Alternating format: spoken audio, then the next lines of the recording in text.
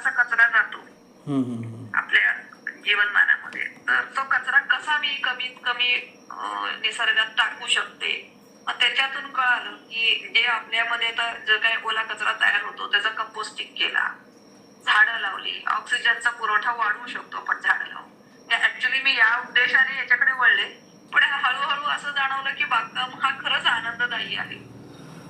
आणि पुढे असाही विचार की नवरा 1-2 वर्षात रिटायर होणार, तर आपल्याला भाजीपाला घरचा जरी पिकवता आला तर कॉस्ट कटिंग पण होऊ शकतं. आणि नेमकं लॉकडाऊन लावला तेव्हा तर मग ते जास्तच जाणवलं की नाही, खरंच हे आवश्यक आहे की एक 4 भाज्या तरी आपल्या घरी पिकल्या पाहिजेत, की आपल्याला प्रत्येक वेळेला बाहेरच पळावं लागेल असं होऊ नये. त्यामुळे त्या दृष्टीने बागकामाची सुरुवात झाली. आणि तुमचं आजचं सेशन खरंच सुंदर होतं, एक्सप्लेनेशन.